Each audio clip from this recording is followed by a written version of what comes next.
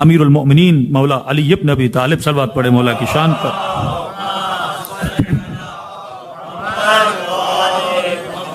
مولا سے پوچھا گیا کہ مولا انسانی عقل کا پتہ کہاں سے لگائیں کہ میرے اندر یہ لب، یہ عقل، یہ عبرت حاصل کرنے کی طاقت کتنی ہے؟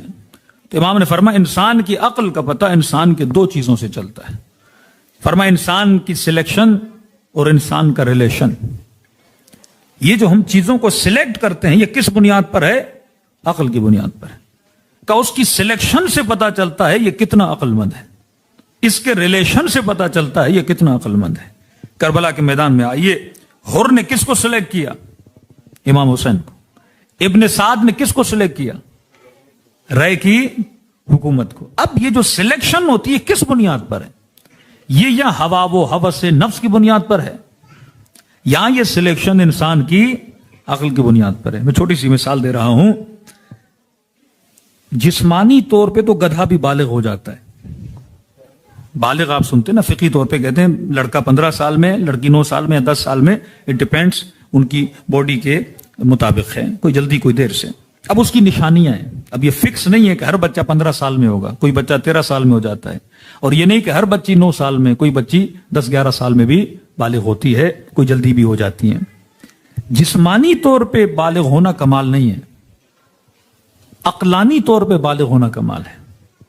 313 صحابی امام زمانہ کے، یہ کون ہیں جو جسمانی طور پہ نہیں، عقلانی طور پہ کیا ہوں گے؟ بالغ ہوں گے، جنہیں پتا ہوگا کہ میں نے کس چیز کو سلیکٹ کرنا ہے اور کس چیز کو ریجیکٹ کرنا ہے۔ حضرت یوسف کو دعوت دی جا رہی ہے گناہ کی، کیونکہ عقلانی طور پہ یوسف بالغ تھا۔ یوسف نے زلیخا کی دعوت کو کیا کیا؟ ریجیکٹ کیا۔ حضرت موسیٰ کو طور پہ جاتے ہیں، قوم ابھی تک بالغ نہیں ہوئی، سامری نے ان کو بچڑا پرس بنا دیا۔ رسول خدا دنیا سے جاتے ہیں، جو عقلانی طور پہ بالغ تھے انہوں نے علی کے دروازے کو نہیں چھوڑا۔ جن کی عقلیں ابھی تک بالغ نہیں ہو چکی تھیں انہوں نے امیر المومنین کو چھوڑ دیا۔ یہی معاملہ جنگ صفین میں، یہی معاملہ جنگ کربلا میں، اور یہ پورا زمانہ آج تک جو ہم زندگی جی رہے ہیں، ہماری سلیکشن بتاتی ہے کہ میں بالغ ہوں کہ نہیں ہوں عقلانی طور پہ۔ فرمایا انسان کی سلیکشن سے پتا چلتا ہے کہ انسان عقل مند کتنا ہے، اور انسان کے ریلیشن سے پتا چلتا ہے۔ سلیکشن شادی کس سے کرنی ہے، گھر کہاں لینا ہے، بچے کو کس اسکول میں پڑھانا ہے، کون سا کاروبار کرنا ہے، کس ٹائم میں نے رات کو سونا ہے، کب میں نے صبح کو اٹھنا ہے، کس کو دوست بنانا ہے، کس سے رشتہ کرنا ہے، کس سے رشتہ نہیں کرنا، یہ پورے سرکل میں میری زندگی بنتی رہتی ہے۔ تو فرمایا اب اس سلیکشن کو بہتر کہاں سے بناؤں، اس کا ریلیشن، اس کی بیسز کیا ہیں؟ اب سلیکشن کی جو بیسز ہے وہ انسان کے وجود کے اندر پڑی ہوئی محبت ہے۔ چھوٹی مثال دوں، آپ 7 سال کے بچے سے پوچھو کہ بیٹا آئس کریم چاہیے یا شادی کرنی ہے، تو 7 سال کا لڑکا کیا بولے گا؟ آئس کریم چاہیے۔ 22 سال کے جوان سے پوچھو کہ شادی چاہیے یا آپ کو ایک آئس کریم لے کر دیں، کیا بولے گا؟ شادی کرنی ہے۔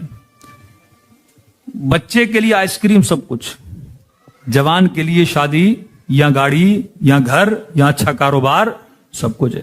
یہ ڈفرنس کیوں ہے ان کی سلیکشن میں؟ کیونکہ 7 سال میں اس بچے کے لیے جو چیز بہت زیادہ اٹریکٹیو ہے وہ کیا ہے؟ آئس کریم ہے۔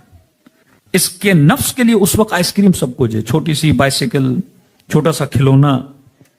کہ ایک نے کہا مولانا میں نے صرف ایک سائیکل کے لیے اپنے باپ کو 1 ہفتہ تنگ کیا، اور آج کہتا ہوں کہ ایسا تھا کیا سائیکل میں کہ میں 1 ہفتہ رکا رہا، گھر میں کھانا نہیں کھا رہا تھا کہ جب تک سائیکل نہیں ملے گی۔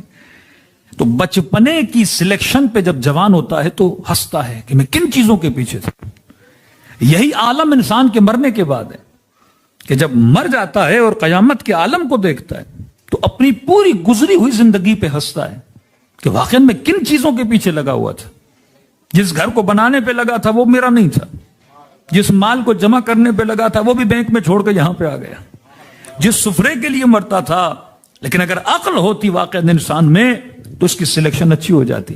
اب شاید ابن سعد یہ سمجھ رہے ہیں کہ الیاذ باللہ حر کے اندر عقل کم ہے، کیونکہ حر موت کو سلیکٹ کر رہا ہے، اور حر یہ دیکھ رہے ہیں کہ ابن سعد میں عقل نہیں ہے، کیونکہ وہ رائے کی حکومت کے پیچھے جا رہا ہے۔